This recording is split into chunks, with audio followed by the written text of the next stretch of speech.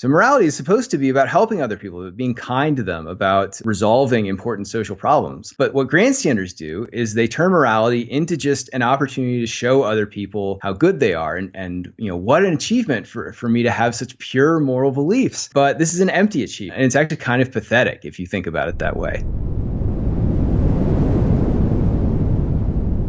I'm joined by Justin Tosi. Justin, welcome to the show. Thanks for having me, Chris. Pleasure to have you on. Grandstanding. What is grandstanding? Yeah, so if you want just a bumper sticker description of the idea, moral grandstanding is the use of moral talk for self-promotion. So if you see people on your social media feeds, or you just encounter people in everyday life who are walking around talking like corporate press releases or sounding like politicians, giving these carefully crafted statements about how they've long stood on the side of the disadvantaged and so on, and kind of making moral talk about them and turning it into a vanity project or a big show where they're the main character, that's grandstanding. Why do they do it?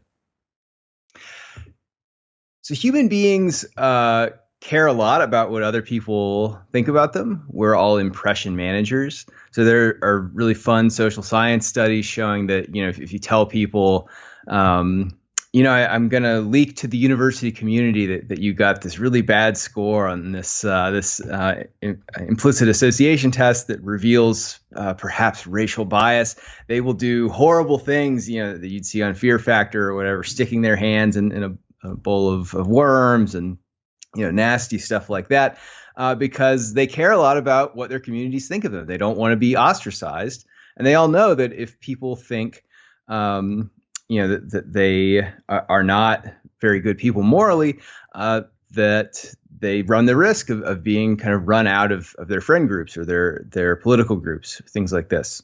People are also self-enhancers. So we all like to think that we are morally good and morally above average, all of us. So we kind of have this impression of ourselves as, I'm better than the average person. My heart is really in the right place. And we want other people to share that impression.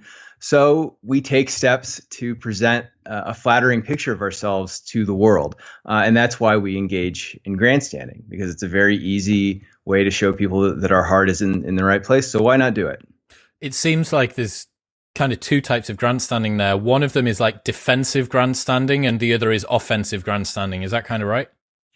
Yeah. So psychologists talk about two different ways that people seek status.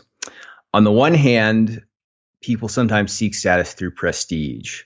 So this is when people try to present some characteristic of themselves that actually deserves praise, that is impressive. So in the non-moral realm, this is people who, post flattering pictures of themselves on Instagram. This is my new bench press PR. This is my new my fast car, my big house, my good-looking girlfriend. Yeah. So these are things that it's actually, like, that makes sense that people would admire these things. So people will sometimes seek status in this way. They'll seek prestige status. Sometimes people will also seek status through dominance. So they'll present themselves as someone to be reckoned with, someone not to be messed with. So they'll go after people. They'll try to embarrass or humiliate people that they don't like. And their hope, implicit or not, is that people will stay away from them, not mess with them, think this is not someone I want to piss off. I want to stay on this person's good side. And this is another way of kind of gaining respect, of gaining the esteem of others through being really aggressive. So you can grandstand in both of these ways. The prestige way is often a bit more defensive, as you put it. So sometimes people won't be setting out really to impress people, but an opportunity will arise and they'll think, well, I don't want people to think that my heart is not in the right place about this issue, so I'd better say something. right? Or I don't want to be accused of remaining silent or something like this, and so doing violence or whatever people are saying now. White silence is violence or whatever. So they'll do a little bit of grandstanding because, hey, what's the harm? But then there are people who will go out and go looking for a fight. Look for someone who's kind of like straying from the pack a little bit and making themselves vulnerable. The person who doesn't put their fist up at the restaurant outdoors. That's happened in Washington, D.C. recently. And these are the people you go after. So you can do a bit of grandstanding about, look, I'm out here leading this group of people all making this gesture. Why aren't you doing it? Like, what's wrong with you? So the people doing that can also gain a kind of status, and so they do. So all of this can be grandstanding. Do you think that some of the people who are choosing to play that game, choosing to play the moral grandstanding, armchair philosophizing side, do you think that they will skew toward people who can't use prestige and typical forms of wealth and dominance to move up the hierarchy? So if you have someone who isn't potentially very good looking or doesn't really have that much wealth or actually isn't all that clever, but has what I call podcast wits, which is that they're able to say something which gives this the representation of looking smart. They might think, hang on, I can't compete in the typical dominance hierarchy. I'm going to change the rules of the game. You want to play chess. I want to play rugby. Let's play rugby. Yeah, so I like this a lot. You're hitting on a kind of pet theory of mine, which is that a lot of people who engage in grandstanding, if they actually had anything interesting to say, like if they were actually funny, or if they had something else going for them, that's what they would do, right? They would just be funny, or they would just show their wealth, so they didn't engage in some conspicuous consumption, or something like that. But they don't, or it's just so much easier for them to engage in moral grandstanding that's just a very simple, reliable path to status for them. So that's the stuff that they do instead. And our mutual friend Rob Henderson has written stuff about this. He's the fucking king of conspicuous consumption and this. Yeah, what is it? High status goods at the moment that he's playing around with. Luxury beliefs. Luxury in his beliefs. case. That's it. Sorry, Rob. Yeah, so Sorry, man. So he draws this stuff from Veblen, who has this whole theory worked out. So Veblen is just this academic outsider. He doesn't fit in all the elite circles. He doesn't have all the servants, and he's kind of puzzled by this world.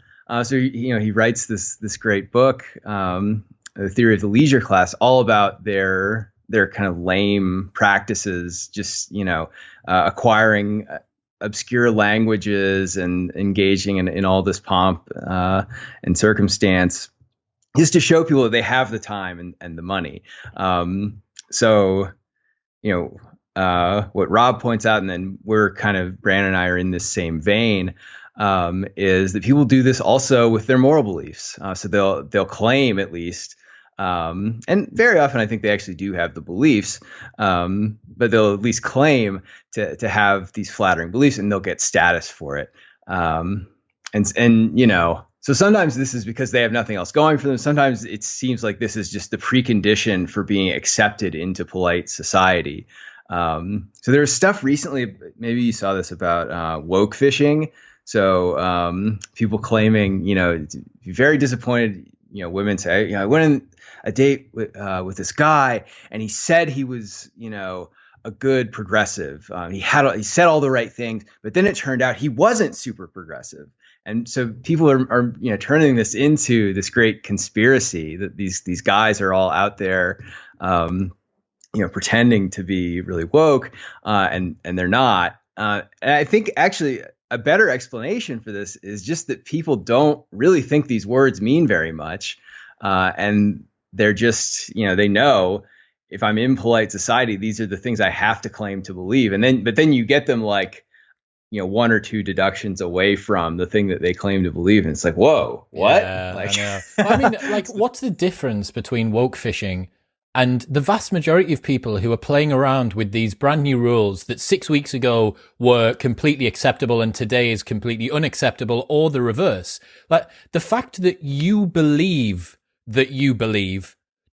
doesn't mean that you actually fucking believe it. Like, it's just that your self-deception is so pervasive that the guy who's using woke fishing has weaponized your miscalculation of how you see things. I put the woke fishing thing in a newsletter recently, and thankfully I think in the UK we don't have that same polarization, at least not in quite the same way.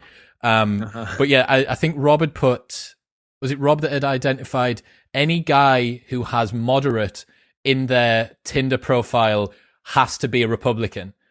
That sounds like something Rob would say. So like the set point basically of where guys are expected to be now on the Tinder spectrum is that because of woke fishing, you need to be like super, super progressive just to be centrist. And like anything short of that is like a gun-toting NRA hick that loves country music and drives a pickup truck. Like that's it.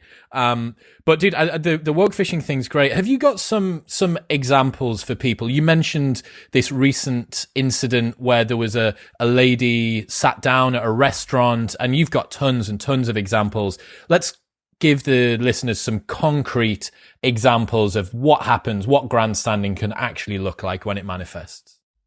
Yeah. So let me run through it. In the book, we give everybody this field guide to things that people do when they grandstand. So to be clear, it's not the case that like every time anyone does something on this list, they are grandstanding, right? It's rather that when people are grandstanding, these are the kinds of things that they tend to do. So just to interject there, man, that's the point. The point is that it's a Trojan horse. It's you weaponizing a particular worldview, point of view that other people hold truthfully, but it's you doing it in a way which is metacognizantly kind of labored, right? You're doing it for the effect rather than the fact that you are compelled and you genuinely believe it. Yeah, that's very close. So actually, we think that you can really believe the things, and in fact, and we can get to this. This is why some of this is so dangerous. Because if people were actually just bullshitting, right, then it wouldn't be so bad if they're claiming to believe these crazy things.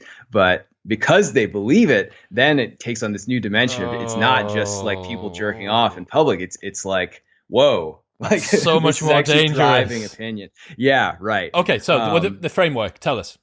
Yeah. So one of the things that people tend to do, which I'm sure everyone has seen, is that they'll engage in piling on. So they'll look for a case of someone who's violated a norm in public. Social media is, the perfect forum for this. And they'll see people getting in their digs at this person, and they'll say, either something that everyone, someone has said 100 times already, or they'll attempt some new form of abuse to mock this person, and they'll do this to show other people that they are in the right on this issue, that they're part of the crowd, that they're not cautious, they're not sitting on the sidelines. They agree with everyone else about how bad this person is. Another thing that people will do is that they will engage in what we call ramping up. So this is when moral talk becomes a kind of arms race with people looking to say the most extreme thing that the crowd will still think of as morally impressive. So in the U.S., I don't know if this discourse has reached the UK, but with all of these protests, people started really hitting this point of, we need to defund the police. And very quickly this became, we need to actually abolish the police. So within a matter of 48 hours, this moved from we need to take a good look at how we're funding these organizations to get rid of them entirely. And that's, of course, what we meant all along, right? So this is, I think, part of the dynamic that you were hitting on earlier of things, moving so quickly. And it's like people haven't thought this out.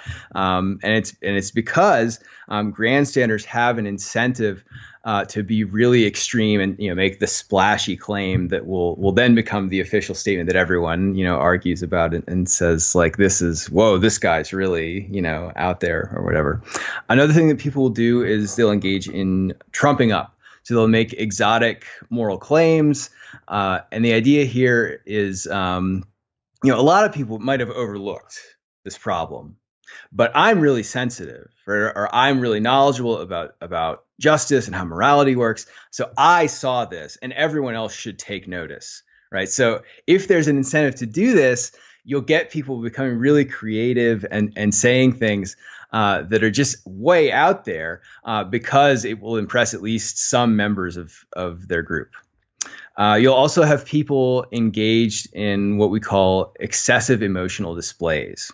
So these are the people you might be thinking of who are just always outraged about whatever the latest thing is. And it's always at 10 or 11, right? Like, so they're always going to 11 because they want to be seen as like the most like sensitive people, the people who care the most about justice.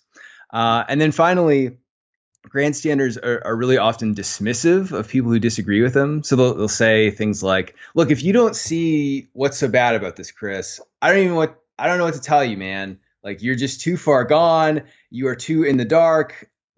You need to do some work on yourself. And then, then we can talk or whatever. But it's not my job to educate you. Educate yourself. Right. So stuff like this.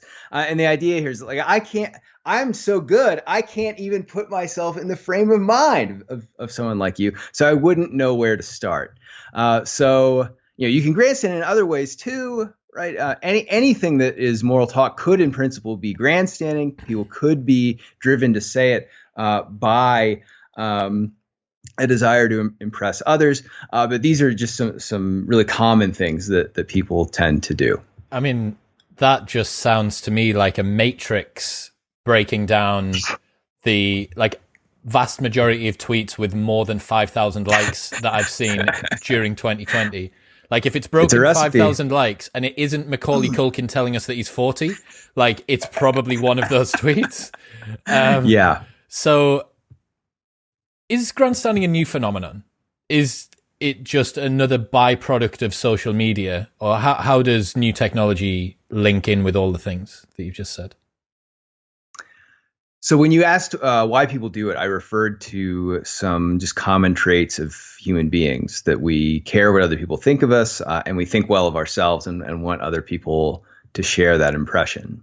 So those are not new traits. Those are things that have probably been with us as long as we have been recognizably human, working together and caring about whether we can trust one another. So the ingredients to grandstand have been with us for a very long time. And we think there is indeed nothing new about the idea or really about the behavior. What is new is that it's now so much easier for people to grandstand. It's basically costless. So you just pick up your phone and you have an audience, depending on how interesting and attractive you are and all these things, you have an audience of hundreds to thousands to millions of people who are just ready to gobble up whatever it is that you say, and moral terms, especially emotionally charged moral claims that people might make online. There's good social science showing these are great ways to get attention. So what social media does is that it removes so much of the cost of grandstanding because you don't have to go anywhere to do it, and it also makes effort. Both. Yeah. So sorry, I'm being an academic about it. Yeah. I just wonder about the difference between the cost and the effort there, because the cost of getting grandstanding wrong online, saying the thing you thought, might be different to the effort required to do it. Does that make sense? Good point. Yeah, that's right. So yeah. So I mean, so I was thinking mostly of effort, yes. But you're right. It also probably changes the way people grandstand. So it probably makes them more careful about it. So that's why they have something called the long caption that you're no doubt familiar with, Chris. No, what's that? Maybe this is not a thing. I thought this is, so it's when people on Instagram will post like a thirst trap picture, and then they'll have a long caption about whatever social justice issue or I do that. I am an absolute. You have a long caption. I'm patient. I'm patient zero for that, but it won't be. It won't be social justice posturing. It'll be like thirst trap photo. I have a new podcast episode now live with Justin Tosi. Link in bio. There you go. That's okay, right? All right, fine. Well, I mean, if I'm part of the cool kids crowd, that's really all that I care about, man. I just don't want to feature in grandstanding 2.0. Yeah. So I think that goes to the theory that we were talking about before. I mean, so you have something to offer people that's actually interesting. You have a podcast where you have brilliant people on and talk to them about their books and whatever else people actually want to hear about. But if you don't have anything like that, you have nothing to promote. You can further promote yourself by writing up some mealy mouth, like really carefully measured, because again, you don't want to make people mad and incur some further cost. So what the other thing that social media adds in is it just makes it so hard to avoid other people's grandstanding. Right. So before you could just like not go to political rallies or not go to that one coffee shop in the college town or whatever. But now it's like, somebody's mom is just like won't shut up about whatever is in the news. And she wants everybody to know that, she's long stood with the oppressed and so on. And so we see grandstanding everywhere. So that's what's new, I guess, is just the platform makes it so easy. Yeah, it's an interesting thing to think about what social media has done to people's desire to signal, right? Because everyone now essentially is their own brand. You wear a Nike t-shirt or an Adidas t-shirt or this t-shirt or that t-shirt, and immediately people are saying, okay, what does that say about you that you wore that thing? What does that say about that brand, that they are the sort of brand that is worn by that sort of a person? And the same thing happens with intellectual arguments and concepts and political affiliations and your favorite Netflix series that you talk about online. And everything now is an opportunity to self-brand. And I had, a couple of years ago, I had Robin Hanson, Elephant in the Brain, on talking about everything is signaling. And increasingly, I just realized that Robin Hanson was always right, that it's just signaling all over the place, and that's it. Yeah. So it's all signaling, and it's all like, this is what fucking sucks so much about it, is it's also all an opportunity to pick someone apart and like nitpick so I mean, I'm sure you get this, like you're more active on social media than I am, which is not saying a lot, but I mean, you probably I actually saw some just like ridiculous responses of people like, I think some guy said you needed a bra or something like that. Yeah, that was yesterday. Like, yeah. I mean, to be fair, he was right. But I can't abuse a guy, but I think there's a few different types of moral grandstanding. The reason that I'm particularly concerned about this iteration of it is that when you get a sufficiently large minority of people speaking sufficiently loudly, they can shift the Overton window of acceptable speech in a direction that I actually think it's really difficult to bring it back from. Like, it's now quite hard to have a discussion online saying, well, is being pro-choice actually that smart of an idea? Or is there a discussion to be had about being pro-life now around abortion? Like that, if you dig into some of especially Ben Shapiro's arguments around it, is really, really compelling. But to say it is like moral grandstanding, lighting a flare or attaching yourself with one of those laser pointer things that the drones fire in on. And that's like, so the Overton window, for people who don't know, it's basically a particular window of acceptable speech, and you can speak within this window, but if you move too far to the conservative or too far to the progressive side outside of that window, you tend to be like ostracized by society, and they say, oh, like, what are you talking about? Like, here's an interesting one, actually. I wanted to ask this. I've had it in my head for a little while. Peter Thiel, during job applications, asks people, what is a belief that you hold that most other people think is untrue? Have you got one off the top of your head? Can you think of one that fits that? Oh man, I'm gonna get in trouble. Not off the top of my head. Got you. So Do you have I'll an give you, example? I'll give you mine. So mine is Yeah. that pedophiles who don't act on their urges require sympathy, not militant responses. And this came after a conversation with a neuroscientist who taught me that we don't have conscious control over our sexual urges, which means that essentially people who are aroused by children have been cursed with this thing that they can't act on. And that if you have a society which demonizes them ahead of them doing any action, because what's illegal is the action, not the actual thought, right? Because you can't control the attraction. And as soon as I had that, I was like, there is no other reasonable solution to this other than that. If anyone is listening and they're interested and wants to go back and listen to it, it was the 7 Deadly Sins episode, around about 170, something like that. So that was one thing. But basically, my point there is that we're mimetic beings. And this is the reason that Peter Thiel puts it in his job application, is he's constantly looking for people who are outliers, who are prepared to see outside of the Overton window. And by us being mimetic beings, the beauty of that question, what is a belief that you hold that most other people think is untrue or abhorrent or weird or wrong? And, thinking in that sort of a way allows you to say, actually, that person has a very unique worldview. They have that's different. But yet, to get back to the Overton window thing, people can, if you have a big enough majority of people, they can shift the entire window of acceptable speech so that something last week, which was, you see this with the way that you may now have to refer to transitioning men and women online, all of the different terms to do with people who have different sexual orientations, to do with different gender identities, to do with this. It's like, if you do it for long enough, people kind of can't remember the old thing. It's very 1984. Yeah. That's all really good. So one of the things that we talk about in the field guide to grandstanding is this thing I called ramping up. And I think ramping up explains why the Overton window can shift as it does, right? Because as you say, you get just a group of people who are loud enough and they keep, they circle around this extreme moral view.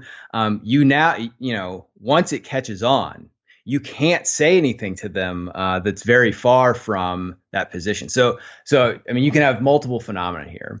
One is you can shift the window to be wider, right? Because you'll have multiple groups polarizing in this way. And so we now have to talk about all of their beliefs. And I think that can be fine, right? Like some extreme views, it's actually really helpful to talk about them. But you can also have multiple Overton windows where it's like, in front of this one public, right? Because you can have a divided public. It's only this thing that can be talked about. In front of this other public, it's only this position. So, you said you can't talk about like the Ben Shapiro views on abortion with the pro-choice people. You also can't talk about some of the pro-choice arguments with the people who really like the Ben Shapiro stuff. So this really sucks. Like ships in the night passing past each other. You've got one group which is speaking about one problem, another group which is speaking about another. But again, Ben Shapiro has a wonderful bit about this where he talks about how in the pro-choice, pro-life abortion argument, one group is talking about rape cases and incest, and the other group is talking about girls that go out and get drunk every weekend and just use it willy-nilly. And it's like those aren't mapping onto each other. You're talking about one thing and you're talking about another, and these two groups don't even actually ever end up interacting.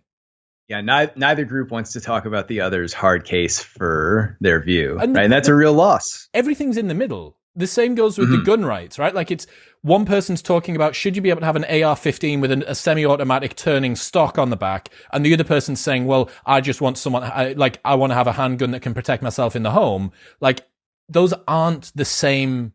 They're not talking about the same thing. Yeah. Yeah. And and like you said earlier, if you try to stake out some position in the middle where you actually want to talk about a sensible, like nuanced view, it's like you're making you're putting a target on your back, right? So you're putting chum in the water. I get to introduce even more metaphors for both sides, right? And they're both just like I mean, if we can agree on anything, it's that this guy sucks. Right? yeah, because he's not you, but he's not us. Douglas Murray hit the nail on the head about this in a conversation I had with him, and he said that a subtle or nuanced view to the opposition seems like a lack of conviction about your ideology wholesale. Yeah, I think that's totally right. So one thing that we talk about in the book is what psychologists call the black sheep effect. So the black sheep effect is this kind of strange on the face of it phenomenon of people really disliking the kind of weakly committed members of their group. So the way it works is they see these people as not trustworthy, right? So they think like they don't really get the principles. So in the U.S., I mean, I'm sure there are examples of this in the U.K. and U.K. politics too. John McCain used to be this guy who like the Democrats actually kind of liked him. He was a Republican senator. The Democrats were like, this guy's okay, because sometimes he votes with us. But the Republicans, whenever John McCain would defect, were like, this son of a bitch, like this guy, we can't count on this guy for anything, right? So he's their black sheep. So no one wants to be the black sheep of their group because they know then that makes them like, the black sheep, right? It makes people not like them, not trust them. And so this is why it's so dangerous for people to express any doubt about the strongly held beliefs of their group.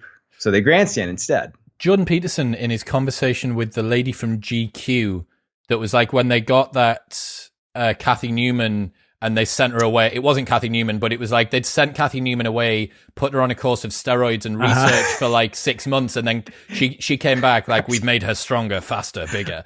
And he does this wonderful point where he says, I shouldn't be able to guess the rest of your views when I only know one of them. And that appears to be the converse of what we're discussing here, that you need someone to take their ideology wholesale, not piecemeal. And the reason for that is that it allows the rest of the tribe to better predict their future behavior. Look, we don't need to worry about Jim. Jim's fucking sweet. It's Tom that we need to worry about because Tom likes free markets, but actually he's pro-choice, or Tom likes restricted gun control, but actually he's a little bit more right-leaning, or whatever it might be, because it's the chink in the armor. Right. Yeah.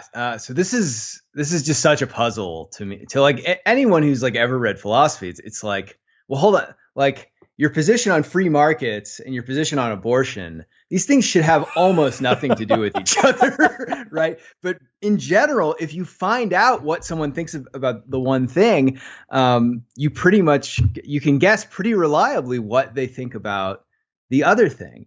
So how can we explain this? I mean, so it seems because the ideas aren't really doing the driving here. It's the tribalism. It's that people, they might feel really strongly about the one issue, and then they fall in with a group who feel strongly about that issue, and then they have all these other commitments. And in order to remain like in the good graces of this group, people have to evince some belief in all of the other orthogonal issues that are popular or that people tend to take a particular position on within their network.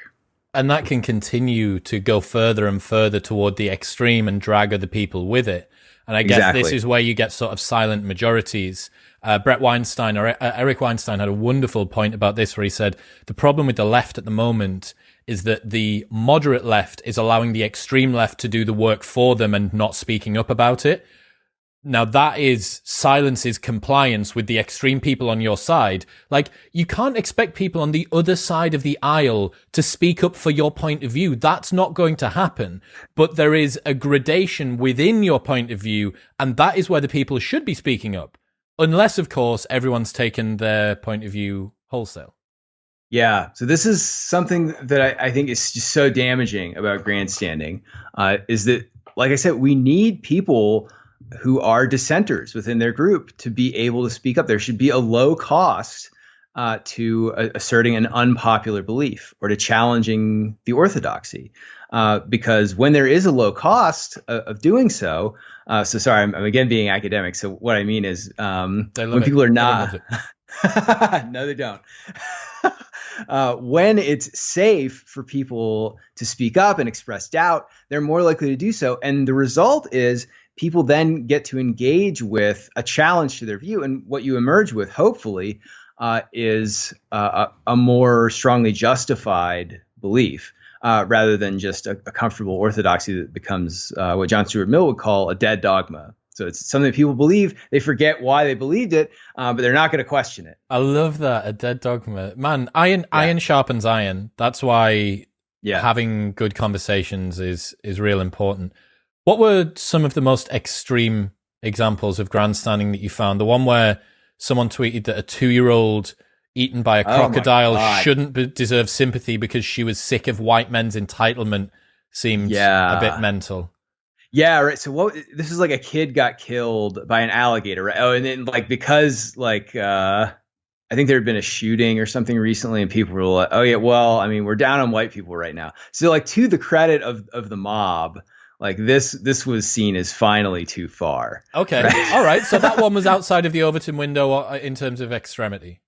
Yeah, well, but within a certain group, probably fine. It was like, great, yeah, exactly, yeah, white men.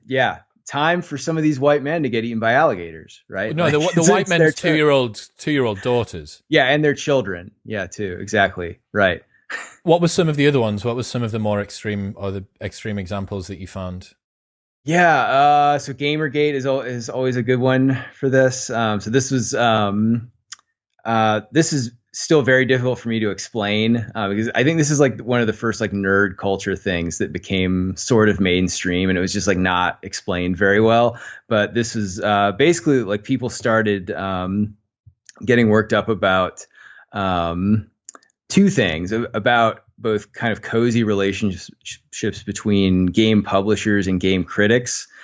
So that the reviews were just sort of industry pieces about why this is a great thing and you need it, but also about games becoming too political. So games like shoehorning in representation of trans characters or lesbian characters or things like this. Anyway, a feminist media critic kind of called attention to a lot of the toxic responses from people who didn't like the politics. At least I'm going to get emails now of people correcting me. No, that's not what it's about. It's really about ethics. It doesn't matter. The internet corrects everyone. Justin, we're here to be corrected. Yeah, I know it. But anyway, so people were sending her death threats. Just oh wow, everyone's calling her a bitch online, and saying she needs to get raped, and it's Anita Sarkeesian. She's collected all of these horrible responses, and so how do you explain this? It's not all grandstanding, right? Some of it is actually just people being crazy and psychos, but you can see why for someone in a certain community, the thing to do is express extreme disdain for this person who is a threat to their cherished beliefs about what video games should be or something like this. So it's a high status move within that group to come up with the most misogynistic thing or whatever to say to this woman. And so as a result, you get these horrible pile-ons where, someone has stepped out of line. It's time, at least within our group to correct them. Right? Wasn't it the lawyer from a big TV company had tweeted after the Las Vegas shooting saying that 847 people have been injured, 120 people have been killed, but most people that listen to country music are gun-toting Republican hicks, so I don't really care. Yeah, right. So this is another one that finally went too far, I think. But yeah, there were still people. It was a viral treat. People liked this, right? Because it was okay, finally, someone willing to say what the rest of us are thinking. This group is so bad, and they want everyone to have guns anyway. They should get killed by the guns. So yeah, this is moral talk run amok, right? So the thing that we point out, the reason we talk about these crazy examples, is that we think people have this kind of naive view that whenever someone is talking about justice, or whenever someone is talking about what people deserve, anything that sounds like social justice-y, or forget, it's not it's a right left issue. Anything that sounds like it's about morality, people think oh, well, this person their heart is in the right place. Even if they're wrong, they're trying to say something important here. And it's not always that way, right? So people can you can give a moral evaluation of the way people use moral talk. And this is what we're doing when we talk about grandstanding. We're saying, like, look, you can actually think critically about the way people are using this practice, right? And it's easiest to see when it's someone going off the deep end and talking about how kids should get killed and things like that. But it can also happen just with everyday, ordinary speech when people are using it to look good rather than to do good. And that's what they're doing when they're grandstanding. Is grandstanding a moral problem then? It is. Yeah. So we give arguments from every major moral theory. So we point out that grandstanding has bad consequences. Some people think morality is all about the consequences of actions. And if that's your view, you should be really worried about the polarization that we've talked about with grandstanding, about people becoming really cynical about morality and people just, feeling outrage exhaustion. Like, oh God, I just can't, everything's outrageous all the time. I can't do it anymore. I can't tell what is actually outrageous. And so it all stops working. There are also arguments that we give about respect. So we say, for instance, that one of the things people do when they grandstand, again, is to pick a target, right? And use that person as a display model, or it's no one needs this thing. We can just beat the hell out of it just to show everyone, a demonstration of our moral credentials. It doesn't matter, right? But of course it does matter. You're not supposed to treat people that way. And even if they deserve it, right? Even if they've done something bad, first of all, you're probably going to go too far. Mobs are not known for their restraint. And you're also just going to be on the lookout for opportunities to beat people up like this. So to use people as an opportunity to showcase how good you are. And then finally, we give some arguments about moral virtue. My favorite of these is we draw on this philosopher Friedrich Nietzsche. Some of your listeners may be familiar with it. And we say, look, people like a challenge, right? So Nietzsche says we all have something he calls the will to power. So we all hate obstacles in a way, right? Because they're in the way of us getting what we want. But we also need them because we need that satisfaction that we get from overcoming an obstacle, of beating a challenge. So, we all have opportunities to do this in all areas of our life. We can actually do something that's a real achievement. We can, do really well at work. We can hit a new personal record in the gym, whatever else. We can also kind of make up a challenge that's just sort of invented for the purpose of us achieving something. And this is a sort of a cheat. And this is what people do with grandstanding. We think they act as if it's an achievement to say something morally charged that shows what a good person they are. But of course, this isn't a real achievement. It's actually just an abuse of morality. So morality is supposed to be about helping other people, about being kind to them, about resolving important social problems. But what grandstanders do is they turn morality into just an opportunity to show other people how good they are. And what an achievement for me to have such pure moral beliefs. But this is an empty achievement. And it's actually kind of pathetic if you think about it that way. Man, this weaponizing of the something which at its core should be really, really virtuous is really worrying. And we're seeing it a lot at the moment. Moving into an area that I know sweet fuck all about, why is grandstanding a particular problem in politics? Because I can talk about the way that someone perhaps should maximize their own agency in life and use their sovereign will to become the things that they can be. I haven't started to draw that perspective out to kind of the collective. And I found it really interesting that you guys did discuss how grandstanding acts as a problem in politics. Sure. So politics is heavily moralized now. Everyone wants to see that their politicians have good character. This isn't really new, again, but now I think it's probably even more common because people like to feel like they have this personal relationship with their politicians, probably because of social media. So politicians have this strong incentive to show people how good they are. Now, that might be good, right? It's good for people to be informed. It's good for people to know what they're getting when they vote for someone. But again, just because someone says something doesn't mean that it actually is good information, right? Or that it sets up good incentives for them to actually do their job once they're in office. So a couple of problems that come up here. One is that in democracies, we have kind of split representation of viewpoints in government. We need our representatives to be able to work together and compromise to give up, something that's kind of on the periphery of what we care about in order to achieve a solution to the really big problem. So we need them to have a little bit of leeway, a little bit of flexibility.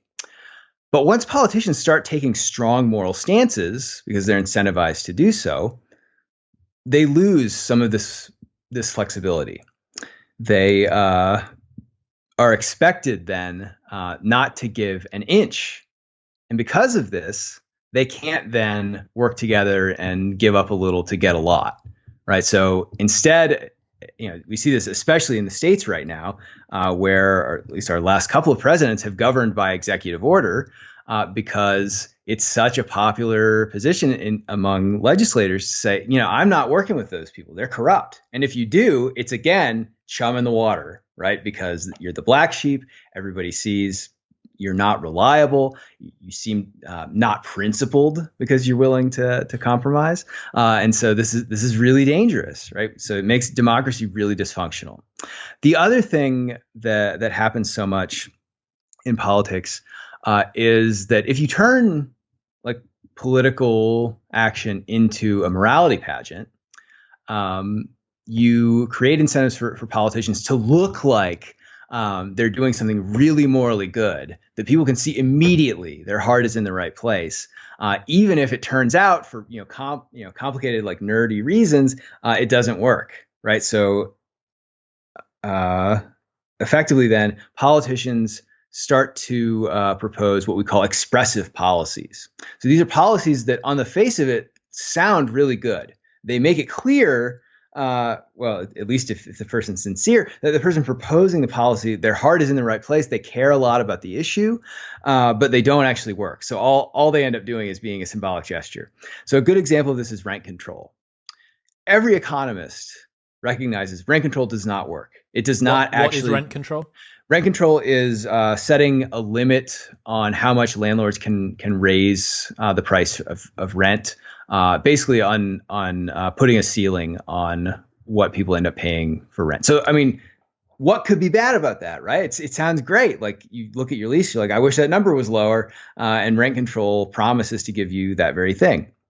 But the problem is and you see this over and over again in cities that have imposed rent control, the result is a shortage in affordable housing, which is, exactly the opposite of what we're supposed to get, but for complicated reasons, at least sort of complicated reasons. Landlords, then see rent, housing developments and investing in making places good places to live. They see this as not a good investment, right? Because the return is limited by the rent control policy. So at least in the long term, what you get is no more new housing, crumbling old housing, and people rushing to fill, the affordable spaces. So you get somewhere like New York City, where people have lived there for like 80 years or something, or are lying about, still living there when it's their great aunt or something that is on the lease and it's just like gifted it to them. You get people like this having their, $300 a month apartment subsidized by people who have just moved there, paying like, $3,000 a month or whatever. So back to politics, I mean, the incentive for politicians is not to like go through all of this because it's really boring, right? For most people who just want to pay lower rent, the incentive is for them to make people feel like finally someone is addressing my needs. They're doing something about something that I need addressed. And so you get these policies that sound good and don't work. I identified a problem with Sargon of Akkad a few weeks ago about Joe Biden's response, where he flip-flopped from saying that the travel ban from China at the beginning of COVID was xenophobic and racist and some other words, and then 2.5 months later said that Trump had done it too late. This, to me, this entire situation, and that as a particularly simple example, is so worrying, because politicians should be the best of us. They should be the most virtuous, the most truthful, with the most transparency. They should be held to the highest levels of rigor. They should be the most precise with their speech. Everything should be fact-checked. Everything should be right. Well, that doesn't follow on from the thing that you said before. Whereas when things are simply said for effect right now, I can't trust what comes out of people's mouths. And unfortunately, as you identified with social media, the people at the top of the tree are examples for those further down it. And if in an increasingly politicized society at the moment, people are taking that to be, well, Joe Biden, presidential candidate, Democratic nominee, if he's able to flip-flop around his sort of points of view, then why can't I weaponize my points of view? And I don't want to live in a world where people lie. Ideally, I'd have everyone take the red pill on lying and read Sam Harris's book and never lie. At least I'd know where I fucking stand. But in this situation, it seems like as long as the recourse isn't greater, it's like a mathematical equation. If recourse isn't greater than moral outcome, and there's an if function of like is not too conservative, then okay to get away with. Like, you know, it's like a weird sort of gated piece of computer code. But I don't want the politicians to be able to say stuff and not be called out for it, man, at all. Yeah, I mean, that's right. So we do want to hold people to account. The worry is that the incentive is not good for them when they're held to immediate account. So here's something no one wants to hear when they're upset about something. We don't have all the information yet. We need to look into this and then, do some investigating, figure out what actually happened, and then we'll figure out what to do. Because if you say that, the people who are like screaming for blood immediately, like they want a solution right now, will be really mad, right? So we see this problem with politicians as primarily one about incentives. So we get what we ask for from politicians in a democracy. So if what we want is just to be comforted, to be reassured that the people in power are good, we'll get these irresponsible moral proclamations rather than people being willing to take a little heat and take their time and do their job right in ways that we won't immediately recognize as them doing their job right. How do we fix this? Big problem, lots of layers to it. There's political implications, there's personal implications. I'm really, really concerned about self-deception, wildly concerned about self-deception, because I think that restricts an individual's sovereign agency over themselves, which is really, really pernicious. So what do we do? Can you fix it for us? Just I can't, right? I can tell you how to help fix it. Cool. So the most tempting thing to do here, probably for most people, is you want to pick up this book, Grandstanding, and figure out how to find these grandstanders and go after them and humiliate them, make them stop it, call them out.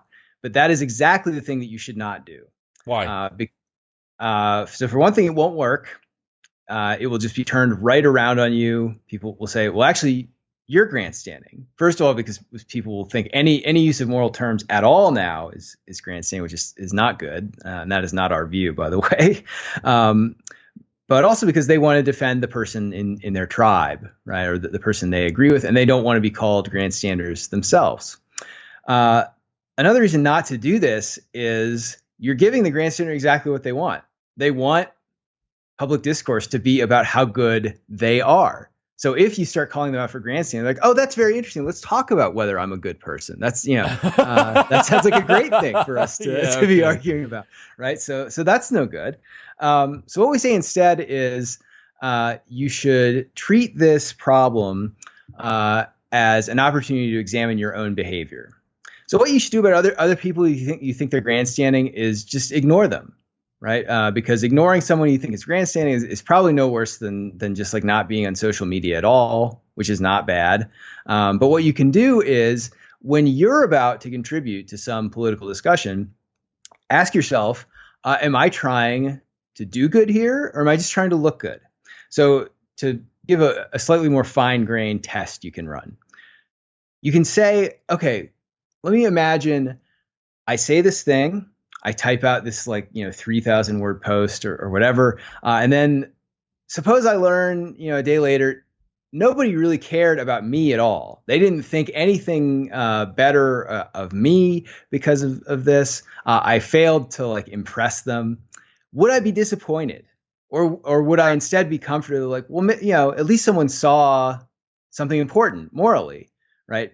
Because if you would be disappointed that you didn't get anything for yourself, you were probably grandstanding. You were motivated to say that thing because you wanted recognition. And that's precisely the thing that you should avoid doing.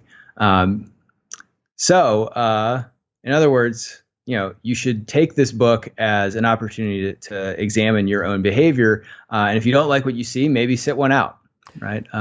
Self-policing, when there are so many group incentives to go along with the group. I mean, the solution is to sell 7.9 billion copies of Grandstanding, which I'm sure that you would be fantastic. I think that sounds ideal, Chris. Yeah, I know. Everyone wins. Use the affiliate link in the show notes below, please, because I can retire along with you. We can just Cayman Islands, just grandstanding to fuck on the top of the new plane that we bought. Hell yeah! But that's a good way for the people that are listening who are reasonable, intelligent human beings that want to try and make themselves and discourse better. But that doesn't actually get at the group think problem that we've got going on here. Are you hoping that simply by not giving them our attention that they're going to stop doing it? That seems a little short-sighted. Well, I am taking the long view here. So it probably looks short-sighted, but here's what I think. So imagine you did that, right? Imagine you wrote out a big look. To be honest with you, I've done this. I've engaged in grandstanding. It's just a human thing. It does not feel good when you take a stab at it and you get no attention at all, right? So the thinking here is that if enough of us start to ignore this attention-seeking behavior, it will come to be seen as embarrassing. So an example that we give in the book is think of, or rather look into, because people generally don't know about this, look at medieval dining etiquette guides. So there are actually books in the Middle Ages about how to behave at the table. And it's things like, don't blow your nose in the tablecloth. Don't pick up a bone off the serving dish and gnaw on it and then put it back on the food everybody else is going to eat. It's stuff that's what the fuck? What were these people doing? Why did they have to be told any of this in a book, by the way, that only educated people are going to read? So it's unthinkable that any of this was ever normal behavior, but apparently it was. So the hope is as crazy as it sounded then, to get people to stop blowing their nose in the tablecloth. Maybe that's the position we're in now with grandstanding. The norms just haven't yet caught up to the social conditions, and they can. So people will come to see it as really gauche to engage in moral grandstanding, right? It'll be seen as shameful, the sort of thing where you see, your partner doing it at a dinner party or something, okay, we need to go home. You've had enough, right? That's enough wine, Justin. Yeah. Yeah, exactly. Yeah. So it's not very satisfying, but what we need is for these good norms to emerge. And I in the long run, at least, I'm hopeful. So if grandstanding doesn't destroy the world first, I think we will get there. So here's a little conception that I was playing around with recently. I think that the people who are the funniest critics and have created the framework that grandstanders go through, I'm thinking the James Lindsays of this world, the Douglas Murrays, the Andrew Doyles of this world, they have weaponized ridicule and insight to counteract this. Now, it's all well and good us saying, right, I'm just going to, you want my fucking attention, mate. I'm not giving it to you. We can chill out. What you need to do is also have that is the, how would you say? That is the guy who is getting shot with paintballs and has a full metal suit on and just doesn't engage in the game. But what you also need are a couple of nuclear warheads who can go in and completely decimate the battlefield and make it so toxic for anyone to go into that area again. Perfect example of this. Think of the word woke. The word woke now has been flipped on its head the same way as the N-word got flipped in reverse. Woke has been flipped on its head again. Right? Progressive now is almost a term of an insult to call someone a progressive. Like it's kind of, it brings up these weird, which is stupid, right? Because people have tons of progressive views about all sorts of things. And it'll flip back eventually too. Well, that's, was it Goethe that says about we vacillate between different extremes? No, it wasn't. It was someone else with a weird name, some of the sort of Germany philosopher, saying that we vacillate between extremes of society and then we kind of end up falling into the middle. I can't remember who it was. But yeah, people like Douglas Murray, people like Andrew Doyle with his Titania McGrath account and his Jarvis DuPont account and blah, blah, blah, blah, blah, blah. And particularly people like James Lindsay, I think, past guest on this show, wonderful dude, who has the playbook of what's going to happen, because when he can show you that he knows what that person's going to do, say, think next before they do say or think it, you actually knows go, their view better than they do themselves. Holy shit. This guy isn't playing in Matrix. He's playing in source code. He's playing, do you know what I mean? Like he's got the CSS terminal up and he's bootstrapped himself into what's going on. Here's another thing as well that I thought when reading grandstanding that I thought was really interesting. I don't think that everybody should be allowed to express an opinion on the internet. I think that previously, I think that there needs to be at the very least like an over 70 internet. I don't know. I just think that the world previously, in order to be able to publish your work online and have lots and lots of people see it, you had to have justification for that to happen. There shouldn't be a reason that any Karen or Keith can say a thing which is sufficiently X, pick your reason that clout occurs, sufficiently outrageous or insulting or racist or homophobic or progressive or conservative or whatever it might be, and it be seen by a couple of 100,000 or a couple of million people. That is not the way. The human brain is not designed to consume the entire world's news instantly. It's too much information, both incoming to the people that have to see what Karen or Keith just wrote, and it's too little friction for people to be able to get their thoughts out. People are too detached from the words that they write and the effect that they have, which leads them to be able to say stuff that they wouldn't usually. Like the number of times that the ultimate answer to most things, most insults is, would you say that to my face? Like, of course you wouldn't. And then look at the particular instance that we saw with the lady that was sat down in that restaurant last week in America. Like, would you Actually, they did say it to her face. Would you say it to my face? Yes, but only if you've got 150 friends with you. Yeah. Right. Who are also saying it.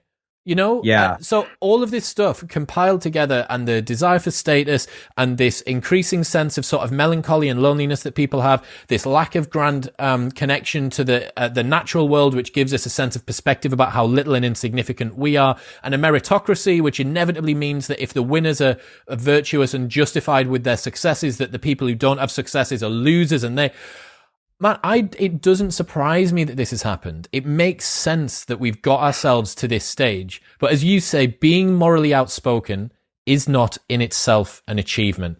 And that's the fucking synopsis to this book. Being morally outspoken is not in itself an achievement. So stop saying that it is. Stop thinking that it is. That's right, man. Let me say one thing about the Titania McGraths of the world and James Lindsay. So, I mean, look, my view is that, like, this actually might be my most unpopular belief, but like, absolutely anything can be funny if the person is like talented enough. So I'm a big fan of this podcast, Come Town, which I think is like, you know, exemplifies this this MO of like absolutely anything can be funny if you're funny enough. So there are people who are actually really good at going after and shaming grandstanders. And look, you know, norms are really complicated. I don't have like a full view about how they develop. You probably do need some people who are enforcers. But for here's what I'll say about this, though. That behavior is often emulated by people who are not very good at it. So for every like actually funny Titania McGrath post, if you look at the replies, it's full of like devastatingly unfunny, like cringy replies of people who think they're doing it too, and they suck at it. So it's like, it's okay, right? You know, I mean, so this is like, people like moral rules to be like one size fits all. You know, they want to feel like, well, why is it okay for them, but I can't do it? It's like, because you're not fucking funny, man.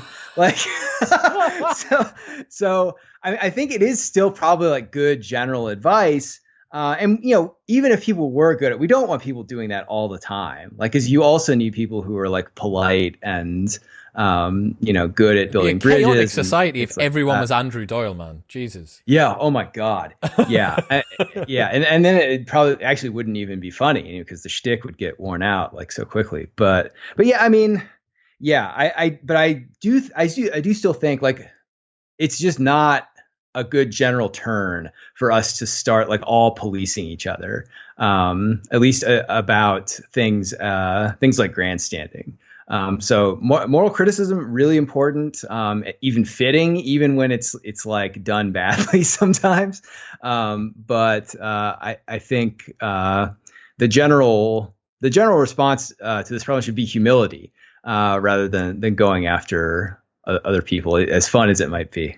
I couldn't agree more.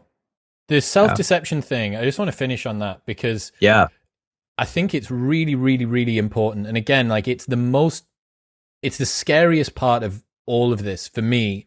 And upon realizing all of the different layers that our evolution has left in us, that means that we really, really are significantly unconscious about why we do so many of the things that we do with regards to reciprocal altruism, or why we're attracted or disattracted to our partner and blah, blah, blah, blah, blah. Like the murky waters of stepping into your own programming and choosing your wants and desires carefully is made worse when you allow people to weaponize morality and you start to go along with it.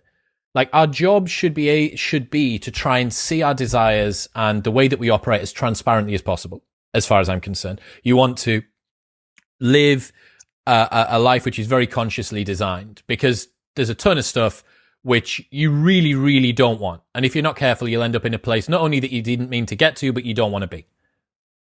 And yet, if you are too at the mercy of groupthink and this kind of moral grandstanding, you make the waters murkier rather than clearer.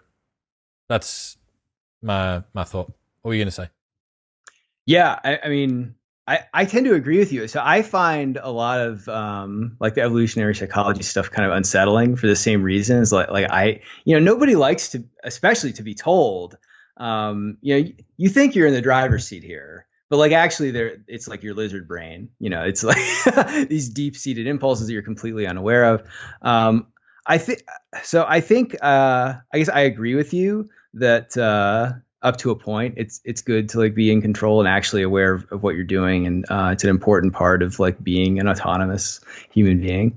But there are also like things about us, like there's a reason we are this way, right? So it is an adaptive trait still for us to engage in a little bit of self-deception. So, I mean, reiterating it, like, it is, I think, good to be in control of your life and not just a complete slave to your impulses and things that are beneath your subconscious. But it's also an impossible goal to chase complete awareness and control. I didn't think you. No, I agree. Disagree. I think that's actually a really good point that I haven't considered, and I think it's partly because I'm swimming in Eve Psych at the moment. So I'm like, I have such little faith in my own constitution because of it. But you are right. It is an adaptive trait. And having faith that the wisdom of whatever, a couple of 10,000 generations or whatever of humans, or 1,000 generations, 10,000 generations of humans, 250,000 is ish, roundabout, right? Some of the stuff, despite the fact we're in a new environment and all the rest of it, like, there's some things that are still going to be effective. So actually, I really like that, man. That's a good little sort of reversal to the things that I've been thinking about recently. Dude, it's been really, really fun. Man. The book Grandstanding will be linked in the show notes below. Any other stuff that you want to drive people to? Any other places on the internet that they should go to check out your stuff? You can follow me on Twitter, or my co-author Brandon Warmke. We're easy to find. We'll post our op-eds and other public things there if you want to follow our work. So we're still working on grandstanding stuff. We're doing a lot of empirical work now, testing some of the speculative but well-founded, of course, claims that we make in the book. And so far, we're just right about everything. Don't you love it when that happens? Dude, it's great. Yeah, it's so satisfying. Philosophers, we mostly just like make things up and make it untestable. But like for this project, Brandon and I are like, no, let's like engage with reality and like put ourselves out there. And like it's working so far. So I hope it keeps on working, dude. Thanks, man. Thanks so much for your time. Hey, thank you.